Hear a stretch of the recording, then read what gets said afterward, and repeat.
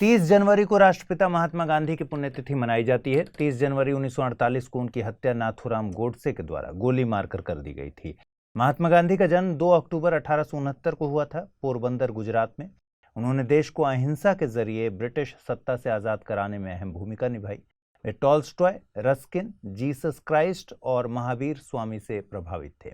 उनके ऊपर भगवत गीता और बाइबल दोनों का प्रभाव था। वे जॉन रस्किन की लिखी पुस्तक अनटू दिस लास्ट से काफी प्रभावित थे। उनका सर्वोदय और अंत्योदय का दर्शन इसी पुस्तक से उन्हें मिलता है।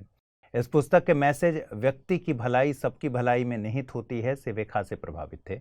वे कानून की पढ़ाई करने के लिए लंदन गए थे। साल 1891 में वे भारत वापस लौटे। 1893 में उन्होंने दक्षिण अफ्रीका में लॉ की प्रैक्टिस का लीगल कॉन्ट्रैक्ट साइन किया। वहां पर उन्होंने एक भारतीय फर्म दादा अब्दुल्ला के लिए लीगल एडवाइजर के तौर पर काम किया। उन्होंने दक्षिण अफ्रीका के डरबन में फिनिक्स आश्रम और जोहान्सबर्ग में टॉल्स्टॉय आश्रम की स्थापना की थी। वे साल 1915 में भारत लौटे और राष्ट्रीय आंदोलन के अगुवा बने। साल 1916 में वे कांग्रेस के सदस्य बने। उन्होंने भारत में पहली बार public speech Banaras Hindu university के फाउंडेशन समारोह के दौरान दी। साल 1917 में बिहार के चंपारण में हुआ आंदोलन महात्मा गांधी द्वारा भारत में शुरू किया गया पहला सिविल डिसओबीडियंस मूवमेंट था। उन्होंने यंग इंडिया और हरिजन नाम के 2 न्यूज़पेपर भी पब्लिश किए थे। उन्होंने भारतीय राष्ट्रीय कांग्रेस के अधिवेशन की केवल एक बार अध्यक्षता की थी। साल 1924 में बेलगाम अधिवेशन के वे अध्यक्ष बने थे। बेलगाम कर्नाटक राज्य में स्थित है।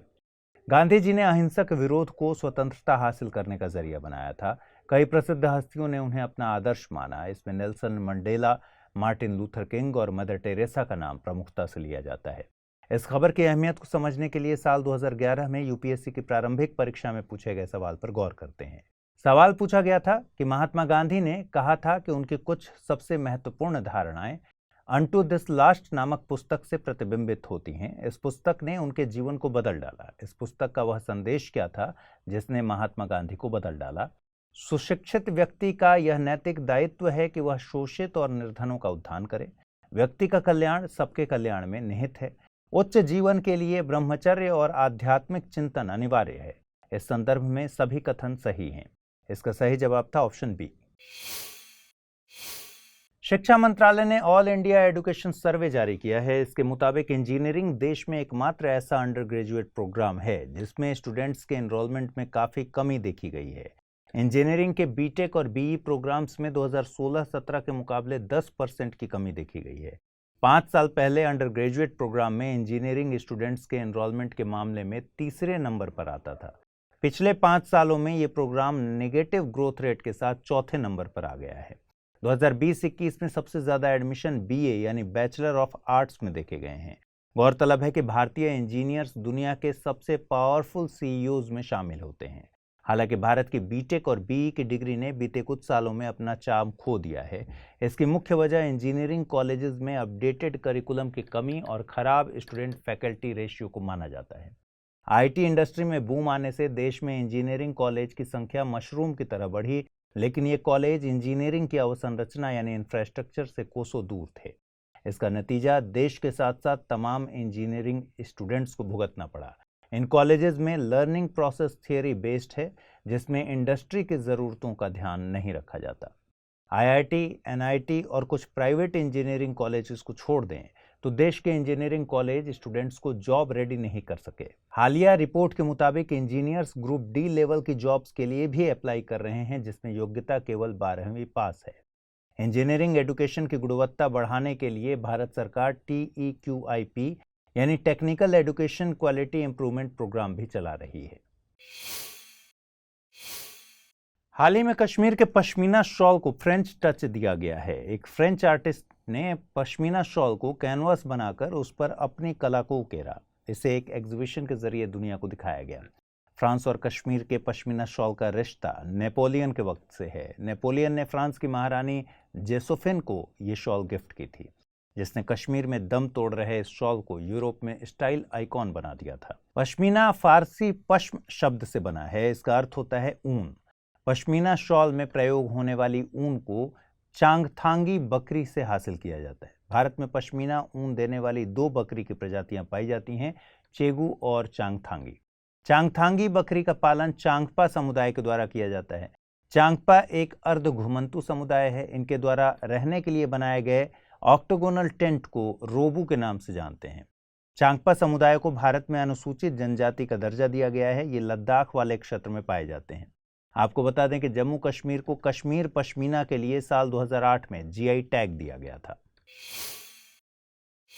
विश्व स्वास्थ्य संगठन द्वारा वर्ल्ड लेप्रोसी डे यानी विश्व कुष्ठ दिवस जनवरी के अंतिम रविवार को मनाया जाता है। भारत में यह दिन 30 जनवरी को आयोजित किया जाता है। इसे राष्ट्रपिता महात्मा गांधी की पुण्यतिथि के साथ आयोजित किया जाता है। इस साल की theme let us fight leprosy and make leprosy a history रखी गई है। इस मौके पर national strategic plan and road map for leprosy 2023 to 2027 और national guidelines for anti microbial resistance surveillance in leprosy launch किया गया। साथ ही निकुष्ठ पोर्टल 2.0 लॉन्च किया गया था। कुष्ठ एक NTD यानी नेग्लेक्टेड ट्रॉपिकल डिजीज है जो कि 120 से ज्यादा देशों में फैला हुआ है। कुष्ठ एक संक्रामक रोग है। ये माइकोबैक्टीरियम लेप्री और माइकोबैक्टीरियम लेप्रोमटोसिस नामक बैक्टीरिया के कारण होता है। भारत सरकार ने लेप्रोसी फ्री इंडिया विजन के साथ नेशनल लेप्रोसी कंट्रोल प्रोग्राम को साल 1954-55 में लॉन्च किया था। 1983 में सरकार ने national leprosy eradication programme launch किया। आपको बता दें कि सतत विकास लक्ष्यों में कुष्ठ उन्मूलन का लक्ष्य 2030 तक के लिए रखा गया है। भारत के स्वास्थ्य मंत्रालय के मुताबिक भारत इस लक्ष्य को 2027 में हासिल कर सकता है। आइए जल्दी से देखते हैं बुलेटिन पर आधारित क्या सवाल बन सकते हैं। पहला सवाल है, चांगपा समुदाय के संबंध में निम्नलिखित कथनों पर विचार कीजिए। ये मुख्य तौर पर उत्तराखंड में पाए जाते हैं। ये पश्मीना ऊन वाली बकरियों का पालन करते हैं। इन्हें अनुसूचित जनजाति का दर्जा प्राप्त है। उपर्युक्त में से कौन सा कथन या कथनों को आपको चुनना है जो सही है? केवल 1, केवल 2 और 3, केवल 3 या फिर केवल 1 और 3। अगला सवाल है, कुष्ठ रोग उत्पन्न किया जाता है जीवाणु द्वारा, विषाणु द्वारा, कवक द्वारा या प्रोटोजोआ द्वारा? आइए जल्दी से देखें पिछले बुलेटिन पर आधारित क्या प्रश्न थे और उनके सही जवाब क्या हैं। पहला प्रश्न था, निम्नलिखित में से कौन सा सही सुमेलित नहीं है? भूतापीय ऊर्जा स्रोत अवस्थिति, एक तरफ भूतापीय ऊर्जा और एक तरफ अवस्थिति। एक तरफ लिखा था मणिकरण, दूसरी तरफ हिमाचल प्रदेश, ज्वालामुखी जम्मू एवं कश्मीर, सोहना हरियाणा, पुगा वैली लद्दाख। सही जवाब है विकल्प 2 यानी ज्वालामुखी। ज्वालामुखी हिमाचल प्रदेश में स्थित एक शक्तिपीठ है। दूसरा सवाल मैंने पूछा था, निम्नलिखित कथनों पर विचार कीजिए। स्वेज नहर को आवागमन के लिए 1869 में खोल दिया गया था। मूल कर्तव्यों को संविधान में स्वर्ण सिंह समिति की सिफारिश पर शामिल किया गया था। उपर्युक्त में से सही कथन या कथनों का चुनाव कीजिए। केवल 1, केवल 2, 1 और 2 दोनों, न तो 1 और नहीं 2। सही जवाब है इसका विकल्प सी यानी दोनों कथन सही है। 1 फरवरी को साल भर के लिए देश का बजट पेश किया जाएगा। वित्त वर्ष 2023-24 के लिए बजट कल संसद में पेश होगा। यूनियन बजट से पहले एक अहम दस्तावेज इकोनॉमिक सर्वे यानी आर्थिक सर्वेक्षण संसद में पेश किया जाता है। पहले इकोनॉमिक सर्वे को बजट के साथ ही पेश किया जाता था। साल 1964 में इसे बजट से अलग पेश किया जाने लगा। आमतौर पर इसे देश के केंद्रीय वित्त मंत्री द्वारा संसद में पेश किया जाता है। पहला इकोनॉमिक सर्वे 1950-51 में पेश किया गया था। इसी परंपरा को निभाते हुए वित्त मंत्री निर्मला सीतारमण ने इकोनॉमिक सर्वे 2022-23 को आज पेश किया था। सर्वे को राष्ट्रपति के दोनों सदनों के अभिभाषण के बाद पेश किया गया था। हम सर्वे के अहम बिंदुओं पर बात करेंगे, उससे पहले जानते हैं कि इकोनॉमिक सर्वे होता क्या है। इकोनॉमिक सर्वे का जिक्र संविधान में कहीं भी नहीं है। साथ ही इसे लेकर कोई कानून भी नहीं है जिसमें इकोनॉमिक सर्वे को पेश करने की बाध्यता की बात कही गई हो। वहीं वार्षिक वित्तीय विवरण के नाम से बजट का जिक्र संविधान में मिलता है। इकोनॉमिक सर्वे को वित्त मंत्रालय के डिपार्टमेंट ऑफ इकोनॉमिक अफेयर्स के द्वारा तैयार किया जाता है। इसे मुख्य वित्तीय सलाहकार के गाइडेंस में तैयार किया जाता है। वर्तमान में मुख्य वित्तीय सलाहकार के पद पर वी अनंत नागेश्वरन हैं। वित्त मंत्री द्वारा संसद में सर्वे को पेश करने के बाद मुख्य वित्तीय सलाहकार के द्वारा प्रेस कॉन्फ्रेंस को भी संबोधित किया गया। इकोनॉमिक सर्वे पिछले 1 साल का देश का इकोनॉमिक और फाइनेंशियल ट्रेंड का रिव्यू होता है। इसमें कृषि, रोजगार, व्यापार, विदेशी मुद्रा भंडार, अवसंरचना, महंगाई और औद्योगिक उत्पादन से जुड़े सभी क्षेत्रों का डिटेल्ड एनालिसिस होता है, जिसका प्रयोग सरकार बजट में रिसोर्सेज के एलोकेशन के लिए करती है। इससे सरकार को जीडीपी की ग्रोथ में आने वाली प्रमुख चुनौतियों के बारे में पता चलता है। सर्वे में भारत की आर्थिक समृद्धि दर 6.5% आंकी गई है। हालांकि भारत बड़ी अर्थव्यवस्थाओं में तेजी से ग्रोथ करने वाले देशों में शामिल रहेगा। भारत पीपीपी यानी क्रय शक्ति समता में दुनिया में तीसरी सबसे बड़ी अर्थव्यवस्था है। वहीं एक्सचेंज रेट के मामले में भारत के स्थान दुनिया में 5वें नंबर पर है। सर्वे में आरबीआई द्वारा आंकी गई खुदरा महंगाई की दर को जायज बताया गया है। आरबीआई ने वर्तमान वित्तीय वर्ष के लिए खुदरा महंगाई की दर 6.8% आंकी है। देश का सीएडी यानी चालू खाता घाटा जीडीपी के मुकाबले 4.4% आंका गया है। इसके और बढ़ने की आशंका जताई गई है। सर्वे में रियल एस्टेट सेक्टर में निर्माण गतिविधियों के साथ तेजी की बात कही गई है, जिसने प्रवासी मजदूरों की शहरों में वापसी सुनिश्चित करने के साथ रोजगार में भी वृद्धि की। इसके अलावा इकोनॉमिक ग्रोथ के साथ विदेशी प्रत्यक्ष निवेश में बढ़ोतरी की उम्मीद है। ग्रॉस टैक्स रेवेन्यू बजट अनुमान के मुकाबले 65% तक पहुंच गया है। इसकी वजह 2014 के बाद हुए कर सुधारों को बताया गया है। सर्वे के मुताबिक आधिकारिक और गैर आधिकारिक स्रोतों के मुताबिक वर्तमान वित्तीय वर्ष में रोजगार के अवसर बढ़े हैं। देश की आर्थिक समृद्धि को बढ़ाने में PM Gatishakti, national monetisation pipeline UPI और नेशनल लॉजिस्टिक पॉलिसी ने अहम भूमिका निभाई है। भारत की समृद्धि में प्राइवेट कंजम्पशन और कैपिटल फॉर्मेशन ने अहम भूमिका निभाई है। इसके अलावा देश ने दुनिया में दूसरा सबसे बड़ा वैक्सीनेशन ड्राइव चलाया। सूक्ष्म, लघु और मध्यम उद्योगों की क्रेडिट ग्रोथ में भी वृद्धि देखने को मिली है। इन्हें extended emergency credit linked guarantee scheme के जरिए क्रेडिट मुहैया कराया जा रहा है। इसके अलावा सरकार का कैपेक्स यानी पूंजीगत व्यय 63.4% बढ़ा है। कैपेक्स वर्तमान वित्तीय वर्ष के लिए प्रमुख ग्रोथ ड्राइवर बनकर उभरा है। सरकार की मनरेगा जैसी योजनाएं जहां आजीविका सुरक्षा तो प्रधानमंत्री गरीब कल्याण योजना खाद्य सुरक्षा मुहैया कराने में अहम भूमिका निभा रही है। भारत 2022 में 100 बिलियन अमेरिकी डॉलर हासिल करने वाला दुनिया में प्रेषण का, रेमिटेंस का सबसे बड़ा प्राप्तकर्ता है। 2020-21 में कृषि में निजी निवेश 9.3% बढ़ा है। वित्तीय वर्ष 2023 में सेवा क्षेत्र में 9.1% की दर से वृद्धि की उम्मीद की जा रही है। इलेक्ट्रॉनिक उत्पादों के निर्यात में सालाना 55.1% का इजाफा हुआ है। 31 जनवरी को एनसीडब्ल्यू यानी राष्ट्रीय महिला आयोग का स्थापना दिवस मनाया जाता है। इस मौके पर सशक्त नारी सशक्त भारत कार्यक्रम का आयोजन किया गया, जिसका मकसद उन महिलाओं की कहानी को दिखाना है जिन्होंने अपने क्षेत्र में सफलता का परचम लहराया। पहले राष्ट्रीय महिला आयोग का गठन 31 जनवरी 1992 को किया गया था। इसे national commission for women act 1990 के तहत एक सांविधिक संस्था के तौर पर गठित किया गया था। पहले महिला आयोग का गठन जयंती पटनायक की अध्यक्षता में हुआ था। सितंबर 2022 में महिला आयोग की पहली अध्यक्ष रही जयंती पटनायक का निधन हो गया था।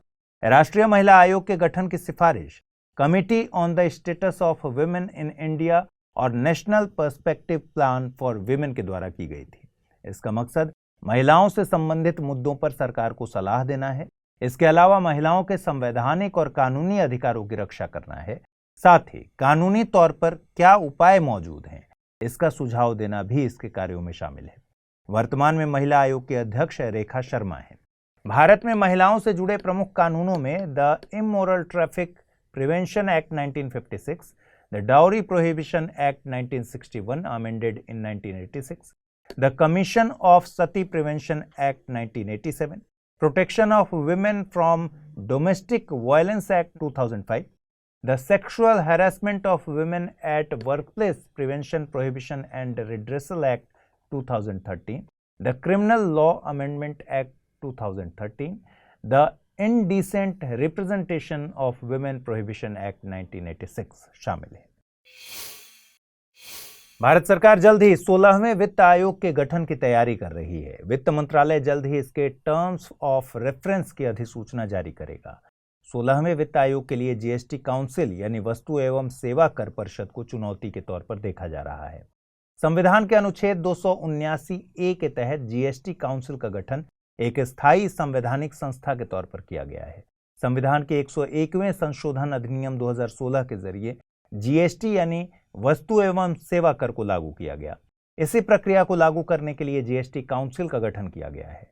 काउंसिल द्वारा टैक्स रेट में बदलाव का असर आयोग द्वारा वित्तीय संसाधनों के बंटवारे के लिए किए गए रेवेन्यू कैलकुलेशंस पर होगा। गौरतलब है कि वित्त आयोग संविधान के अनुच्छेद 280 के तहत एक संवैधानिक संस्था है। इसे हर 5 साल पर राष्ट्रपति के द्वारा गठित किया जाता है। आयोग अपनी रिपोर्ट राष्ट्रपति को सौंपता है। इसका काम केंद्र और राज्यों के बीच कुल कर के विभाजन के बारे में सिफारिश करना होता है। राज्यों को दी जाने वाली अनुदान और सहायता के बारे में भी इसके द्वारा सिफारिश की जाती है। इसकी सिफारिशें सलाहकारी प्रवृत्ति की होती हैं। सरकार के ऊपर इन सिफारिशों को लागू करने की कोई बाध्यता नहीं है। वित्त आयोग राजकोषीय संघवाद संतुलन में भूमिका निभाता है। आपको बता दें कि 15वें वित्त आयोग का गठन नवंबर 2017 में 5 सालों के लिए किया गया था। इसकी सिफारिशें 2020-21 से लागू की जानी थी। साल 2019 में आयोग को वित्त वर्ष 2020-21 के लिए एक रिपोर्ट सौंपने को कहा गया। साथ ही आयोग के कार्यकाल को 2025-26 तक बढ़ा दिया गया। इससे पहले नवे वित्त आयोग को 6 साल का कार्यकाल दिया गया था। इस खबर की अहमियत को समझने के लिए साल 2011 में यूपीएससी की प्रारंभिक परीक्षा में पूछे गए सवाल पर गौर करिए। सवाल पूछा गया था, भारतीय वित्त आयोग के संबंध में निम्नलिखित में से कौन सा कथन सत्य है? वह अवसंरचना विकास हेतु विदेशी पूंजी अंतर्प्रवाह प्रोत्साहित करता है। वह सार्वजनिक क्षेत्र के प्रतिष्ठानों में समुचित वित्त वितरण को सुगम बनाता है। वह वित्तीय प्रशासन में पारदर्शिता सुनिश्चित करता है। उपर्युक्त संदर्भ में ए, बी और सी कथनों में से कोई भी सही नहीं है। इसका सही जवाब है विकल्प डी, यानी कोई भी सही नहीं है। आइए जल्दी से देखते हैं आज के बुलेटिन पर आधारित क्या सवाल बन सकते हैं। पहला सवाल, वित्त आयोग के संबंध में निम्नलिखित में से कौन सा कथन सही है या है? वित्त आयोग एक संवैधानिक संस्था है। 16वें वित्त आयोग के अध्यक्ष एन.के. सिंह हैं। इसकी सिफारिशें सलाहकारी प्रवृत्ति की होती हैं। यह राजकोषीय संघवाद की अवधारणा पर आधारित है। नीचे दिए गए कूटों का प्रयोग कर सही उत्तर चुनिए। केवल 1, 1, 3 और 4, 1, 2 और 3 या फिर 1, 2, 3 और 4। अगला सवाल, राष्ट्रीय महिला आयोग के संबंध में निम्नलिखित कथनों पर विचार कीजिए। राष्ट्रीय महिला आयोग एक संवैधानिक संस्था है। जयंती पटनायक प्रथम राष्ट्रीय महिला आयोग की अध्यक्ष थीं। नीचे दिए गए कूटों का प्रयोग कर सही कथन चुनना है। केवल 1, केवल 2, 1 और 2 दोनों, न तो 1 और नहीं 2। आइए जल्दी से देखें पिछले बुलेटिन में हमने आपसे क्या सवाल पूछे थे और उनके सही जवाब क्या है। पहला सवाल, चांगपा समुदाय के संबंध में निम्नलिखित कथनों पर विचार कीजिए। ये मुख्य तौर पर उत्तराखंड में पाए जाते हैं। ये पश्मीना ऊन वाली बकरियों का पालन करते हैं। इन्हें अनुसूचित जनजाति का दर्जा प्राप्त। उपर्युक्त में से सही कथन या कथनों का चुनाव करना है। केवल 1, केवल 2 और 3, केवल 3 या फिर केवल 1 और 3। इस प्रश्न का सही जवाब है केवल 2 और 3। चांगपा समुदाय लद्दाख क्षेत्र में पाए जाते हैं। अगला सवाल था, कुष्ठ रोग उत्पन्न किया जाता है जीवाणु द्वारा, विषाणु द्वारा, कवक द्वारा या फिर प्रोटोजोआ द्वारा? सही जवाब है जीवाणु द्वारा, यानी ऑप्शन ए। कुष्ठ रोग एक बैक्टीरियल बीमारी है। हिंदी में यूपीएससी की तैयारी से संबंधित प्रोग्राम्स को देखने के लिए सब्सक्राइब करें स्टडी IQ IAS हिंदी। वित्त मंत्री निर्मला सीतारमण ने यूनियन बजट 2023-24 को संसद में पेश किया। संविधान में बजट शब्द का जिक्र नहीं है। इसे संविधान के अनुच्छेद 112 के तहत वार्षिक वित्तीय विवरण के तौर पर जाना जाता है। इसके जरिए सरकार वित्त वर्ष में होने वाले खर्च और प्राप्तियों का विवरण पेश करती है। ये वित्त वर्ष 1 अप्रैल से शुरू होकर 31 मार्च तक लागू रहता है। साल 2017 में विवेक देबोराय समिति की सिफारिश पर रेलवे बजट को केंद्रीय बजट के साथ पेश किए जाने का फैसला लिया गया। आइए अब बजट के मुख्य बिंदुओं पर चर्चा कर लेते हैं। बजट में अमृतकाल के लिए विजन दिया गया है। इसमें युवाओं को फोकस करते हुए अवसरों की बात, समृद्धि और रोजगार के अवसर और एक स्थायी सशक्त मैक्रो इकोनॉमिक एनवायरनमेंट की बात कही गई है। बजट में 7 प्राथमिकताएं तय की गई हैं, जिन्हें सप्तऋषि नाम दिया गया है। इनमें समावेशी विकास, अंतिम व्यक्ति तक पहुंच, युवा शक्ति, अवसंरचना और निवेश, ग्रीन ग्रोथ, वित्तीय क्षेत्र और क्षमताओं को उजागर करना शामिल है। कृषि के क्षेत्र में एग्रीकल्चर एक्सेलरेटर फंड को गठित करने की बात भी कही गई है, जिससे ग्रामीण क्षेत्र में स्टार्टअप्स को बढ़ावा दिया जा सकेगा। बजट में हॉर्टिकल्चर क्लीन प्लांट प्रोग्राम को लॉन्च करने की बात भी कही गई है, जिससे हाई वैल्यू वाली हॉर्टिकल्चर फसलों के उत्पादन को बढ़ावा दिया जा सकेगा। बजट में भारत को मोटे अनाज के लिए वैश्विक हब बनाने की बात भी कही गई है, मोटे अनाज की ब्रांडिंग श्री अन्न के तौर पर की जाएगी। इसके लिए हैदराबाद स्थित Indian institute of millet research को बढ़ावा दिया जाएगा। गौरतलब है कि साल 2023 को मोटे अनाज का अंतर्राष्ट्रीय वर्ष घोषित किया गया है। डेयरी एनिमल हस्बेंड्री और फिशरीज सेक्टर के लिए 20 लाख करोड़ रुपए के क्रेडिट का लक्ष्य रखा गया है। स्वास्थ्य के क्षेत्र में आईसीएमआर लैब्स के जरिए निजी और सार्वजनिक क्षेत्र के माध्यम से मेडिकल रिसर्च को बढ़ावा दिया जाएगा। Sickle cell anaemia elimination mission को लॉन्च करने की बात भी कही गई है। 157 नए नर्सिंग कॉलेजेस खोले जाने का प्रस्ताव रखा गया है। वित्त वर्ष 2023 के लिए स्वास्थ्य पर जीडीपी का 2.1% खर्च तय किया गया है, जो कि वर्ष 2019 में 1.4% था।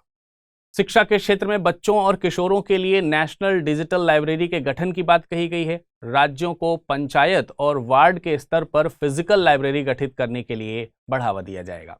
सरकार ने बजट में अपनी उपलब्धियों का जिक्र भी किया है। इसके मुताबिक ग्रामीण घरों में 9 करोड़ पीने के पानी के कनेक्शन मुहैया कराए गए हैं।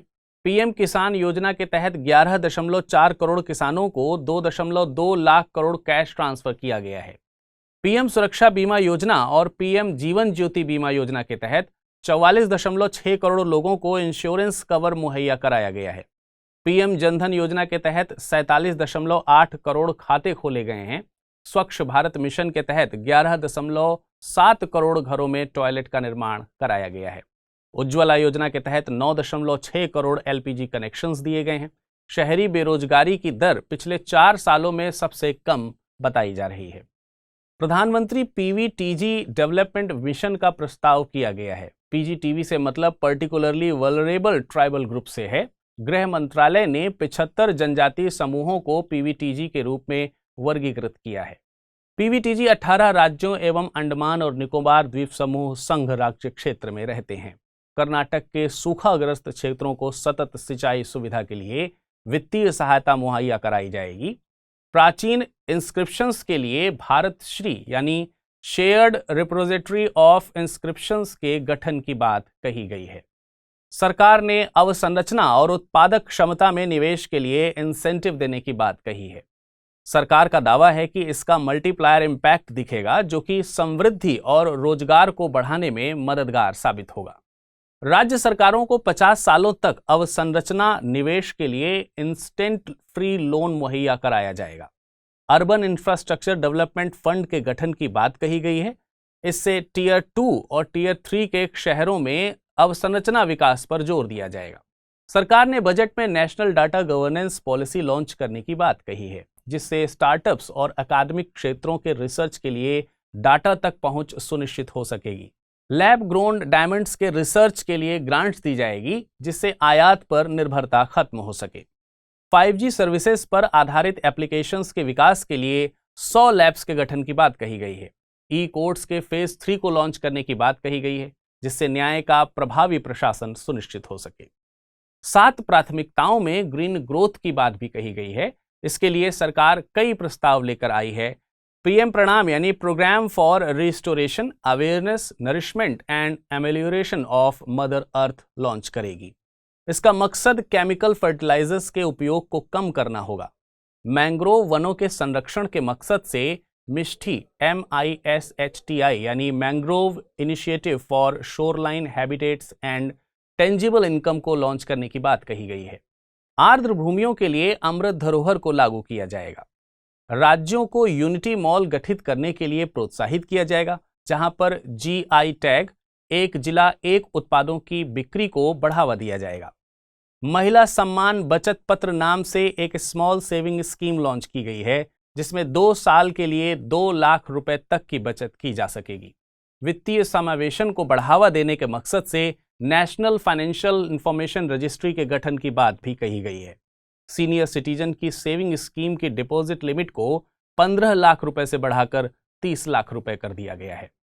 राज्यों को राज्य कोषीय घाटा जीडीपी के मुकाबले 3.5% रखने की अनुमति दी गई है। इसके अलावा नई कर व्यवस्था में इनकम टैक्स रिबेट की सीमा को 5 लाख रुपए से बढ़ाकर 7 लाख रुपए कर दिया गया है। इसके साथ ही 3 लाख रुपए तक की आय वालों पर कोई कर नहीं लगाया जाएगा। मंत्रालयों में सबसे ज्यादा फंड एलोकेशन रक्षा मंत्रालय को 5.94 लाख करोड़ रुपए किया गया है। रेलवे को 2.4 लाख करोड़ का आउटलेट सौंपा गया है। एमएसएमई की क्रेडिट गारंटी स्कीम के लिए 9,000 करोड़ रुपए का फंड एलोकेट किया गया है। लंबे वक्त से कुछ कंपनीज द्वारा बायोटीन को बालों और नाखूनों के लिए एक मैजिक पिल की तरह पेश किया जा रहा है। मतलब यह है कि ऐसा दावा किया जा रहा है कि बायोटीन स्वस्थ बालों और नाखूनों का शर्तिया इलाज है। इस पर डर्मेटोलॉजिस्ट ने चिंता जाहिर की है। उनके मुताबिक इन दावों का कोई वैज्ञानिक प्रमाण मौजूद नहीं है। साथ ही बायोटीन का अंधाधुंध प्रयोग व्यक्ति के स्वास्थ्य को नकारात्मक तौर पर प्रभावित भी करता है। गौरतलब है कि विटामिन B7 को बायोटीन के नाम से जाना जाता है। ये वाटर सॉल्युबल यानी जल में विलेय विटामिन है। ये फैट, प्रोटीन और कार्बोहाइड्रेट के ब्रेकडाउन में एंजाइम्स की मदद करता है। इसकी कमी से हेयर फॉल, त्वचा और नाखूनों की हेल्थ खराब हो सकती है। हालांकि इनके सप्लीमेंट लेने से इनमें सुधार हो जाएगा, ऐसा दावा कोई रिपोर्ट नहीं करती। बायोटीन मीट, एवोडेको, शकरकंद, नट्स, उबले अंडे और सीड से हासिल होता है। आपको बता दें कि विटामिन बी के 8 प्रकार होते हैं। विटामिन B1 को थायमीन के नाम से जानते हैं। इसकी कमी से बेरी-बेरी रोग हो जाता है।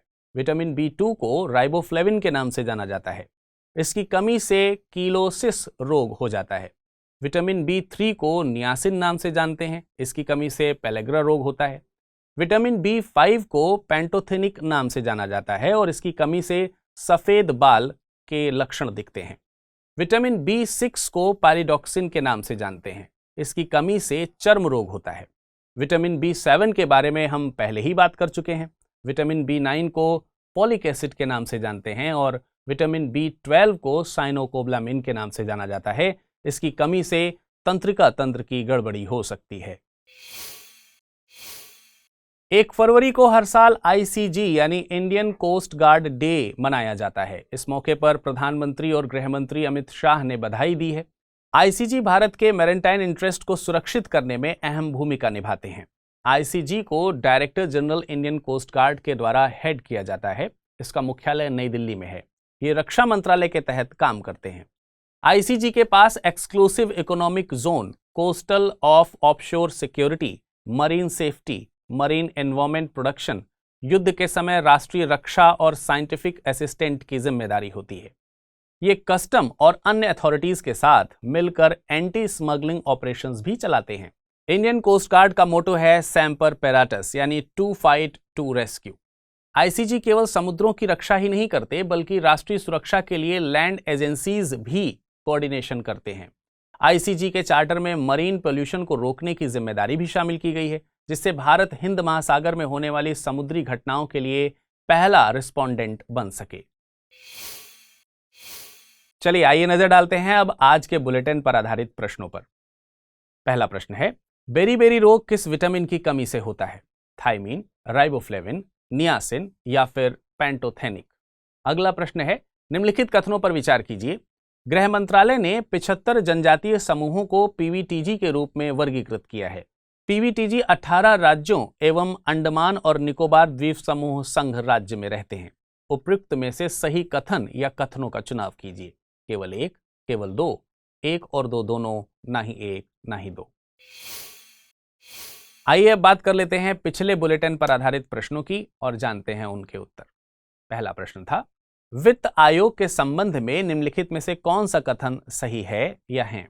वित्त आयोग एक संवैधानिक संस्था है। 16वें वित्त आयोग के अध्यक्ष NK सिंह हैं।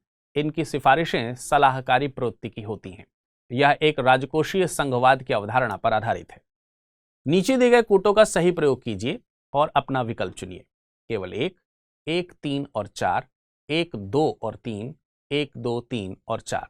इसका सही जवाब है विकल्प बी यानी 1, 3 और 4। दूसरा कथन गलत है। NK सिंह 15वें वित्त आयोग के अध्यक्ष थे। अगला प्रश्न था, राष्ट्रीय महिला आयोग के संबंध में निम्नलिखित कथनों पर विचार कीजिए। राष्ट्रीय महिला आयोग एक संवैधानिक संस्था है। जयंती पटनायक प्रथम राष्ट्रीय महिला आयोग की अध्यक्षा थीं। नीचे दिए गए कूटों का प्रयोग कर सही कथन चुनिए। केवल एक, केवल दो, एक और दो दोनों, ना तो एक ना ही दो। इसका सही जवाब है विकल्प बी यानी केवल कथन 2 सही है। राष्ट्रीय महिला आयोग एक सांविधिक संस्था है। हाल ही में वित्त मंत्री निर्मला सीतारमण ने 2023 के लिए केंद्रीय बजट जारी किया। हमने पिछले एपिसोड में आपको बजट की मुख्य बातें बताई थीं। बजट के कंप्लीट विश्लेषण और परीक्षा से संबंधित तथ्यों के लिए आप study IQ IAS Hindi channel पर श्री अतुल जैन द्वारा बजट का एक्सपर्ट विश्लेषण भी देख सकते हैं। फिलहाल हम आज के एपिसोड में बात करेंगे प्रयोगशाला में विकसित हीरों की, जिस पर केंद्रीय बजट में विशेष ध्यान दिया गया है। वित्त मंत्री निर्मला सीतारमण ने कहा है कि इस क्षेत्र में उच्च रोजगार क्षमता है। वित्त मंत्री ने भारत में इनके अनुसंधान और विकास को बढ़ावा देने के लिए कई योजनाओं की घोषणा भी की है। चलिए समझते हैं प्रयोगशाला में विकसित हीरे या लैब ग्रोन डायमंड्स क्या हैं। जैसा कि नाम से ही पता चलता है, LGD प्राकृतिक रूप से पाए जाने वाले हीरों के विपरीत प्रयोगशालाओं में कृत्रिम तौर पर बनाए जाते हैं। इनको सिंथेटिक हीरा भी कहते हैं। LGD और प्राकृतिक दोनों हीरों के रासायनिक, भौतिक और ऑप्टिकल गुण समान होते हैं। प्राकृतिक हीरों की बात करें तो इनको बनने में लाखों साल लगते हैं। इनके बनने की कुछ निश्चित दशाएं हैं। ये तब बनते हैं जब पृथ्वी के भीतर दबे कार्बनिक पदार्थ अत्यधिक गर्मी और दबाव के संपर्क में आते हैं, जबकि LGD सामान्यतः दो प्रक्रियाओं या दो तरीकों से बनते हैं। पहली प्रक्रिया है उच्च दबाव उच्च तापमान विधि यानी HPHT विधि। दूसरी है रासायनिक वाष्प जमाव CVD विधि। दोनों ही विधियों में हीरे को बनाने की शुरुआत एक बीज से होती है। यह बीज और कुछ नहीं, एक दूसरे हीरे का टुकड़ा होता है। आसान भाषा में कह सकते हैं कि LGD बनाने की प्रक्रिया में कच्चा माल यह बीज ही होता है। HPHT विधि में इस बीज को शुद्ध ग्रेफाइट कार्बन के साथ 1500 डिग्री सेल्सियस और अत्यधिक उच्च दाब पर रखा जाता है।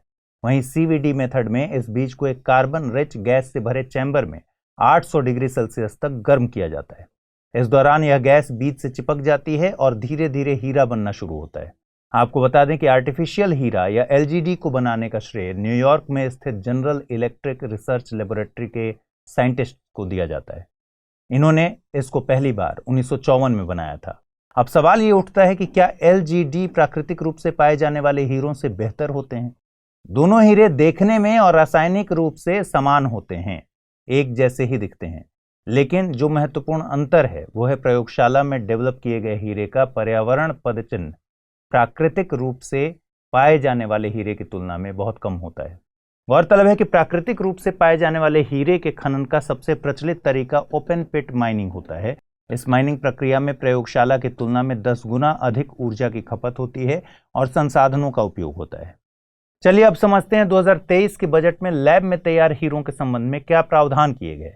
वित्त मंत्री ने जानकारी दी कि धीरे धीरे विश्व हीरा उद्योग LGD हीरों की दिशा में बढ़ रहा है और भारत को भी LGD हीरों के उत्पादन को लोकप्रिय बनाने के लिए कुछ ठोस कदम उठाने चाहिए।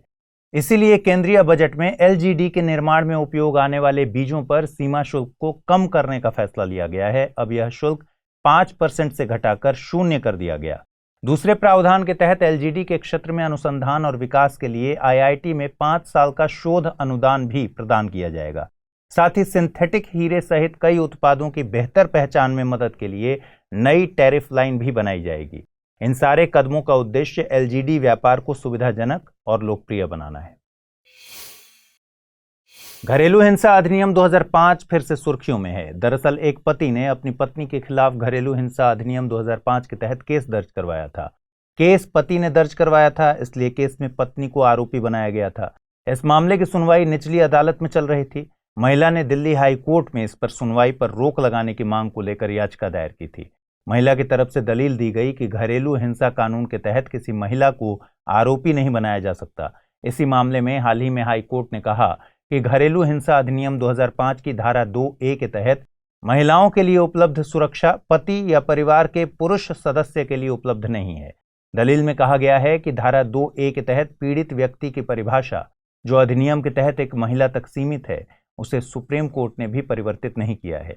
चलिए अब हम घरेलू हिंसा अधिनियम 2005 को समझ लेते हैं। वर्ष 2005 में एक महिला को घर के भीतर होने वाली हिंसा से बचाने के लिए घरेलू हिंसा अधिनियम 2005 लाया गया था। इसके तहत महिलाओं की बात करें तो ये घर में माँ, बहन, पत्नी, बेटी, विधवा कोई भी हो सकती हैं। यहाँ तक कि लिव इन रिलेशनशिप में रहने वाली महिलाओं को भी इसमें शामिल किया गया है। इस कानून के तहत हिंसा को विस्तार से परिभाषित किया गया है। इस कानून में शारीरिक, मानसिक, मौखिक, भावनात्मक, आर्थिक और यौन हिंसा को शामिल किया गया है। इसके तहत घर में रहने वाली महिला के स्वास्थ्य, सुरक्षा, जीवन, शरीर के अंग या मानसिक स्थिति को नुकसान नहीं पहुंचाया जा सकता। घरेलू हिंसा कानून के तहत एक महिला ही शिकायत कर सकती है। अगर किसी कारणवश महिला शिकायत नहीं कर पाती है तो उसकी तरफ से कोई अन्य व्यक्ति भी शिकायत कर सकता है। इस कानून में पीड़ित को स्पष्ट रूप से समझाया गया है। घरेलू हिंसा अधिनियम 2005 की धारा 2A में एक महिला को ही पीड़ित व्यक्ति माना गया है। यहाँ पीड़ित व्यक्ति का मतलब ऐसी महिला है जो घरेलू हिंसा की शिकार रही हो, जबकि आरोपी या अपराधी पुरुष या महिला दोनों हो सकते हैं। इस कानून के तहत किसी भी बालिग पुरुष के खिलाफ शिकायत की जा सकती है जिसके साथ महिला के घरेलू संबंध हो। शिकायत के दायरे में पति, पिता, भाई या कोई अन्य रिश्तेदार हो सकता है। इस कानून के तहत एक पुरुष के पुरुष और महिला दोनों ही रिश्तेदार शामिल होते हैं। हाल ही में तमिलनाडु का श्री दंडयुथापानी स्वामी मंदिर सुर्खियों में आया है। दरअसल प्राचीन शास्त्र आगम के अनुसार यहां मंडलाभिषेकम कार्यक्रम 48 दिनों तक मनाया जाता है। पलानी मंदिर प्रशासन द्वारा 3 दिनों के लिए मंडलाभिषेकम अनुष्ठानों को कम करने का फैसला लिया गया था। मंदिर प्रशासन ने इसका कारण थाई पूसम उत्सव बताया था। मंदिर प्रशासन के फैसले के खिलाफ जनहित याचिका दायर की गई थी। सुनवाई के दौरान न्यायालय ने कहा कि मंडलाभिषेकम और थाई पूसम उत्सव इस साल एक साथ आयोजित किए जा सकते हैं। आपको बता दें कि श्री दंडयुथपानी स्वामी मंदिर तमिलनाडु के डिंडिगुल जिले में पलानी पहाड़ियों के ऊपर है। यहाँ भगवान मुरुगन की प्रतिमा विराजमान है। इस मूर्ति को 3000 ईसा पूर्व पहले बनाया गया था। पलानी में भगवान मुरुगन की प्रतिमा का निर्माण भोगर मुनि ने किया था। यह प्राचीन तमिल संस्कृति के 18 महानतम सिद्धों में से एक है। समय के साथ यह स्थान जीर्ण शीर्ण हो गया। 4वीं और 5वीं शताब्दी के बीच यह स्थान चेर साम्राज्य के राजा पेरुमल के नियंत्रण में था। इसी राजा पेरुमल ने मंदिर का पुनर्निर्माण करवाया और मंदिर में पुनः पूजा शुरू करवाई। मद्रास उच्च न्यायालय ने इस मंदिर क्षेत्र को विश्व का प्राकृतिक अजूबा कहा है। न्यायालय ने कहा कि हजारों भक्तों ने मंदिर में चढ़ाए गए पवित्र दूध और पंचमीर्थम यानी 5 मीठी सामग्रियों का मिश्रण का सेवन करने के बाद से बीमारियों से ठीक होने का दावा किया था। दरअसल भोगर योगी ने 1448 दुर्लभ जड़ी बूटियों का इस्तेमाल कर 9 जहरीले पदार्थ बनाए थे जो एक साथ मिलकर घातक बीमारियों को भी दूर करने वाली दवा बनाने का दावा करते हैं। इन्हीं 9 जहरीले पदार्थों का उपयोग करके इन्होंने मूर्ति का निर्माण किया था। इन पदार्थों को नवभाषण कहते हैं। ऐसा माना जाता है कि अगर दूध और पंचमीर्थम को मूर्ति पर डाला जाता है और कुछ समय बाद खाया जाता है तो यह सभी मानव रोगों का इलाज करेगा। अगली खबर में बात करते हैं अमेरिका की कोलोराडो नदी की। यह अमेरिका के करोड़ों लोगों को पानी की आपूर्ति करने वाली नदी है। गौरतलब है कि 20 से अधिक वर्षों के सूखे के बाद नदी द्वारा पोषित जलाशयों का स्तर खतरनाक रूप से कम हो गया है। आपको बता दें कि 7 अमेरिकी राज्य कोलोराडो नदी पर निर्भर हैं। ये राज्य हैं Arizona, California, Colorado, Nevada, New Mexico, Utah और व्योमिंग। अमेरिकी राज्य अब इसके पानी के बंटवारे के लिए आपस में संघर्ष कर रहे हैं। घटते जलस्तर के कारण इन राज्यों को अपनी पानी की खपत को कम करने के लिए जल संसाधनों के प्रबंधन पर एक नई योजना को अपनाना था। इस योजना को पेश करने की अंतिम तिथि गुजर गई है, लेकिन किसी भी प्रकार का समझौता नहीं हो पाया है। आपको बता दें कि कोलोराडो नदी रॉकी पर्वत से निकलती है। अमेरिका की कोलोराडो नदी करीब 2330 किलोमीटर लंबी है और Colorado Utah, Arizona, Nevada, California और उत्तरी मैक्सिको से होकर बहती है। यह नदी कैलिफोर्निया की खाड़ी में गिरती है। नदी के जलस्तर के कम होने का कारण जलवायु परिवर्तन और ग्लोबल वार्मिंग को बताया जा रहा है। आइए जल्दी से देखते हैं आज के बुलेटिन पर आधारित क्या सवाल बन सकते हैं। पहला सवाल है, लैब ग्रोन डायमंड से संबंधित कौन सा कथन गलत है? लैब ग्रोन डायमंड्स बनाने की HPHT विधि में सीड को यानी बीज को शुद्ध ग्रेफाइट कार्बन के साथ 1500 डिग्री सेल्सियस और अत्यधिक उच्च दाब पर रखा जाता है। लैब ग्रोन डायमंड्स बनाने की CVD मेथड में बीज को एक कार्बन रिच गैस से भरे चैम्बर में 800 डिग्री सेल्सियस तक गर्म किया जाता है। लैब ग्रोन डायमंड्स को बनाने का श्रेय न्यूयॉर्क में स्थित जनरल इलेक्ट्रिक रिसर्च लेबोरेटरी के साइंटिस्ट को दिया जाता है, जिन्होंने इसको पहली बार 1954 में बनाया था। लैब ग्रोन डायमंड्स का पर्यावरण पदचिन्ह प्राकृतिक रूप से पाए जाने वाले हीरे की तुलना में बहुत ज्यादा होता है। दूसरा सवाल है, निम्नलिखित कथनों पर विचार कीजिए। कोलोराडो नदी रॉकी पर्वत से निकलती है। यह नदी मैक्सिको की खाड़ी में गिरती है। सही कथन का चुनाव करना है कूट के जरिए। केवल 1, केवल 2, 1 और 2 दोनों, न तो 1 नहीं 2।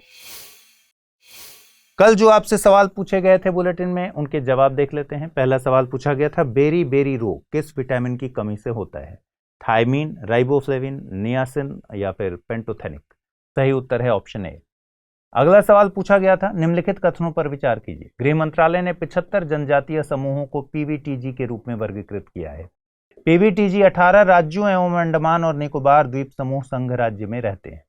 उपर्युक्त में से सही कथन या कथनों का चुनाव करना है। केवल एक, केवल दो, एक और दो दोनों, न तो एक और न ही दो। सही उत्तर है ऑप्शन सी। लद्दाख की यायात्सो झील को बीएचएस यानी बायोडायवर्सिटी हेरिटेज साइट का दर्जा देने का प्रस्ताव किया गया है। 4,820 मीटर की ऊंचाई पर स्थित ये झील लद्दाख की पहली बीएचएस झील होगी। बायोडायवर्सिटी मैनेजमेंट कमेटी चांगथांग गांव की पंचायत और सिक्योर हिमालयन प्रोजेक्ट से मिलकर प्रस्तावित किया गया है।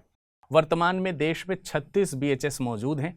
ओडिशा में गजपति जिले में स्थित महेंद्रगिरी को साल 2022 में 36वीं बीएचएस का दर्जा दिया गया है। 2007 में नल्लूर टेमरिंग ग्रोम मंगलूर को भारत के पहले बीएचएस का दर्जा दिया गया है। आपको बता दें कि बीडीए यानी बायोडायवर्सिटीज एक्ट 2002 के तहत राज्य सरकारें स्थानीय निकायों की सलाह से जैव विविधता के महत्व वाले क्षेत्रों को बीएचएस नोटिफाई कर सकती हैं।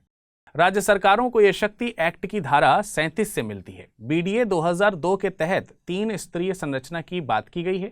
राष्ट्रीय स्तर पर एनबीए यानी नेशनल बायोडायवर्सिटी अथॉरिटी, राज्य के स्तर पर स्टेट बायोडायवर्सिटी बोर्ड और स्थानीय स्तर पर बायोडायवर्सिटी मैनेजमेंट कमेटी की बात कही गई है। एनबीए का गठन एक्ट के तहत साल 2003 में किया गया था।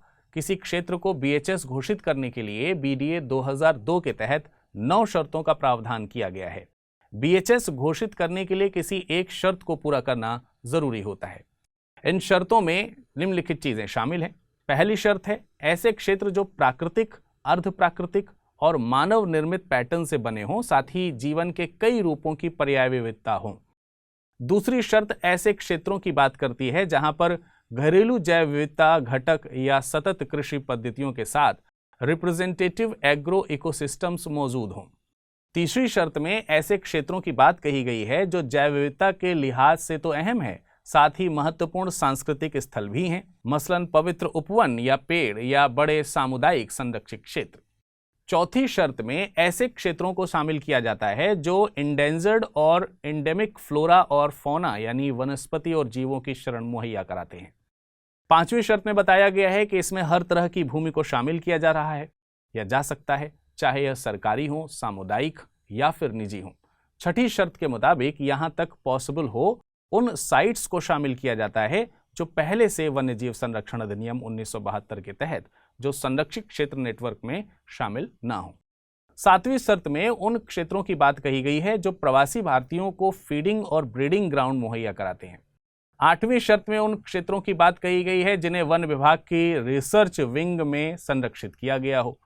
नौवीं शर्त में मेडिसिन प्लांट कंजर्वेशन एरियाज की बात कही गई है। हाल ही में CITES यानी सिटीज के ट्रेड डेटाबेस ने लाल चंदन की तस्करी को लेकर एक बड़ा खुलासा किया है। डेटाबेस के मुताबिक लाल चंदन की जब्ती की तकरीबन 28 घटनाओं को दर्ज किया गया है। गौरतलब है कि विदेश व्यापार नीति के तहत भारत से लाल चंदन के निर्यात को प्रतिबंधित किया गया है। डायरेक्टरेट ऑफ रेवेन्यू इंटेलिजेंस इसकी स्मगलिंग को रोकने के लिए ऑपरेशन रक्त चंदन चलाता है।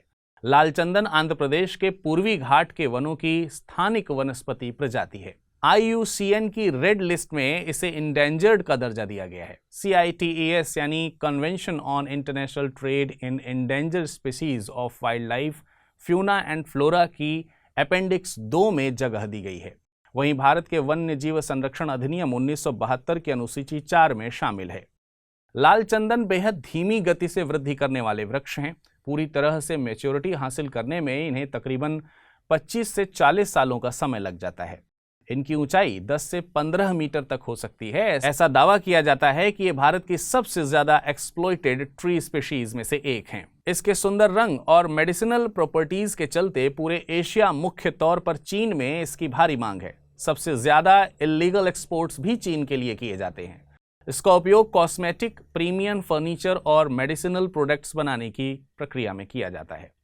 CITES सरकारों के बीच एक अंतर्राष्ट्रीय समझौता है। इसका मकसद जंगली जानवरों और पौधों के अंतर्राष्ट्रीय व्यापार में यह सुनिश्चित करना है कि इनकी स्पीशीज के सर्वाइवल का खतरा उत्पन्न ना हो। CITES ट्रेड डेटाबेस को TRAFFIC यानी ट्रैफिक के द्वारा तैयार किया जाता है। ट्रैफिक एक global wildlife trade monitoring organisation है। इस खबर की अहमियत को समझने के लिए साल 2016 में यूपीएससी की प्रारंभिक परीक्षा में पूछे गए सवाल पर आइए करते हैं गौर। प्रश्न पूछा गया था, अक्सर खबरों में रहने वाले लाल चंदन के संबंध में निम्नलिखित कथनों पर विचार कीजिए। यह दक्षिण भारत के एक भाग में पाई जाने वाली एक वृक्ष की प्रजाति है। यह दक्षिण भारत में उष्णकटिबंधीय वर्षावन क्षेत्रों के अति महत्वपूर्ण वृक्षों में से एक है। उपयुक्त दोनों कथनों में से कौन सा या कौन से कथन सही है या हैं? केवल एक, केवल दो, एक और दो दोनों, ना तो एक ना ही दो। इसका सही जवाब है विकल्प ए यानी केवल एक।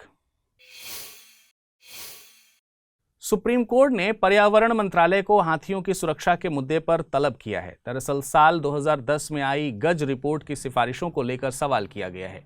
इस रिपोर्ट में NTCA यानी नेशनल टाइगर कंजर्वेशन अथॉरिटी की तर्ज पर NECA यानी नेशनल एलिफेंट कंजर्वेशन अथॉरिटी के गठन का प्रस्ताव किया गया था। रिपोर्ट में NECA को एक सांविधिक संस्था के तौर पर गठित करने की सिफारिश की गई थी। कोर्ट में इसी को लेकर प्रेरणा सिंह बिंद्रा द्वारा एक याचिका दायर की गई है। केंद्र को इस याचिका पर जवाब देने के लिए 4 हफ्तों का समय दिया गया है। गौरतलब है कि भारतीय हाथी को वन्य जीव संरक्षण अधिनियम 1972 की अनुसूची 1 में संरक्षण दिया गया है। साथ ही इसकी अपेंडिक्स 1 में अधिसूचित किया गया है। एशियन एलिफेंट IUCN की रेड लिस्ट में इंडेंजर्ड हैं।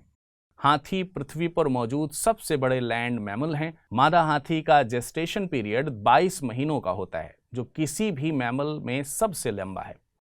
इनके समूह को मादा हाथी द्वारा लीड किया जाता है। दुनिया में हाथियों की तकरीबन 60% आबादी भारत में पाई जाती है। भारत में सबसे ज्यादा हाथी कर्नाटक में पाए जाते हैं। इसके बाद असम में, फिर केरल का स्थान आता है। इन्हें हाथी दांत के लिए पोंचिंग का शिकार होना पड़ता है। इनके संरक्षण के लिए भारत सरकार द्वारा प्रोजेक्ट एलिफेंट साल 1992 में लॉन्च किया गया था। इसे सेंट्रली स्पॉन्सर्ड स्कीम के तौर पर लॉन्च किया गया था। इसका मकसद हाथियों का संरक्षण करना और ह्यूमन एलिफेंट कॉन्फ्लिक्ट के मुद्दे पर काम करना है। ह्यूमन एलिफेंट कॉन्फ्लिक्ट को रोकने के लिए KVIC यानी khadi and village industries commission द्वारा प्रोजेक्ट रीहैब चलाया गया है। रीहैब का पूरा नाम reducing elephant human attacks using बीज है। ये KVIC के नेशनल हनी मिशन का सब मिशन है। इसमें मधुमक्खियों को हाथियों को रोकने के लिए फेस की तरह इस्तेमाल किया जाता है। हिंडनबर्ग रिपोर्ट में देश भर में सबको सकते में ला दिया है। संसद में विपक्ष ने इस बार चर्चा की मांग की है। रिपोर्ट आने के बाद गौतम अडानी की कंपनी अडानी इंटरप्राइजेज ने FPO यानी कि फॉलो ऑन पब्लिक ऑफर को कॉल ऑफ करने का निर्णय लिया है। ये FPO पूरी तरह सब्सक्राइब किया जा चुका है, इसलिए निवेशकों का पैसा लौटाने की बात कही जा रही है। हम जानेंगे कि FPO क्या होता है, साथ ही समझेंगे कि IPO से ये कैसे अलग है। किसी कंपनी द्वारा IPO के बाद एडिशनल शेयर्स FPO के नाम से जारी किए जाते हैं। आमतौर पर कंपनीज इक्विटी बढ़ाने या कर्ज को कम करने के लिए FPO लेकर आती है। मुख्य तौर पर FPOs 2 प्रकार के होते हैं, डाइल्यूट और नॉन डाइल्यूट। डाइल्यूटिव में नए शेयर जारी किए जाते हैं, वहीं नॉन डाइल्यूटिव में निजी शेयर्स को पब्लिक कर दिया जाता है। IPO यानी इनिशियल पब्लिक ऑफरिंग से मतलब है कि जब कंपनी स्टॉक एक्सचेंज में लिस्ट होती है और पहली बार अपने शेयर पब्लिक में जारी करती है। FPO की तुलना में IPO में निवेश करना ज्यादा रिस्की होता है। FPO के वक्त कंपनी की जानकारी, पिछली परफॉर्मेंस आदि मौजूद होती है। IPO के वक्त कंपनी के बैकग्राउंड पर ज्यादा रिसर्च करनी होती है। आइए बात कर लेते हैं आज के बुलेटिन पर आधारित प्रश्नों पर। पहला प्रश्न है, निम्नलिखित कथनों पर विचार कीजिए। रीहैब के मिशन को जोशीमठ के विस्थापितों के लिए शुरू किया गया है। लाल चंदन के वृक्ष केरल के पश्चिमी घाट के वनों के लिए स्थानिक हैं। उपयुक्त में से कौन से कथन सही हैं? चुनाव कीजिए। केवल एक, केवल दो, एक या दो दोनों, ना तो एक ना ही दो। अगला प्रश्न है, बायोडायवर्सिटी हेरिटेज साइट के संबंध में निम्नलिखित कथनों पर विचार कीजिए। वर्तमान में देश में कुल 36 बायोडायवर्सिटी हेरिटेज साइट मौजूद हैं। पहली बायोडायवर्सिटी हेरिटेज साइट का दर्जा ओडिशा स्थित महेंद्रगिरी को दिया गया है। बायोडायवर्सिटी हेरिटेज साइट का प्रावधान वन्य जीव संरक्षण अधिनियम 1972 में किया गया था। नीचे दिए गए कूटों का प्रयोग कर सही उत्तर का चयन कीजिए। केवल एक, केवल एक और दो, केवल एक और तीन, या फिर एक, दो और तीन। आइए अब बात कर लेते हैं पिछले बुलेटिन पर आधारित प्रश्नों की और समझते हैं उनके उत्तरों को। पहला प्रश्न था, लैब ग्रोन डायमंड से संबंधित कौन सा कथन गलत है? लैब ग्रोन डायमंड्स बनाने की HPHT विधि में बीज को शुद्ध ग्रेफाइट कार्बन के साथ 1500 डिग्री सेल्सियस और अत्यधिक उच्च दाब पर रखा जाता है। लैब ग्रोन डायमंड्स बनाने की CVD मेथड में बीज को एक कार्बन रिच गैस के भरे चैम्बर में 800 डिग्री सेल्सियस तक गर्म किया जाता है। लैब ग्रोन डायमंड्स को बनाने का श्रेय न्यूयॉर्क में स्थित जनरल इलेक्ट्रिक रिसर्च लेबोरेटरी के साइंटिस्ट को दिया जाता है, जिन्होंने इसको पहली बार 1954 में बनाया था। लैब ग्रोन डायमंड्स का पर्यावरण पदचिन्ह प्राकृतिक रूप से पाए जाने वाले हीरे की तुलना में बहुत ज्यादा है। इसका सही जवाब है विकल्प डी। लैब ग्रोन डायमंड्स का पर्यावरण पद चिन्ह प्राकृतिक रूप से पाए जाने वाले हीरे की तुलना में कम होता है। अगला प्रश्न था, निम्नलिखित कथनों पर विचार कीजिए। कोलोराडो नदी रॉकी पर्वत से निकलती है। यह नदी मैक्सिको की खाड़ी में गिरती है। उपयुक्त में से सही कथन का चुनाव कीजिए। केवल एक, केवल दो, एक और दो दोनों, ना तो एक ना ही दो। इसका सही जवाब था विकल्प ए, यानी केवल पहला कथन ही सही था।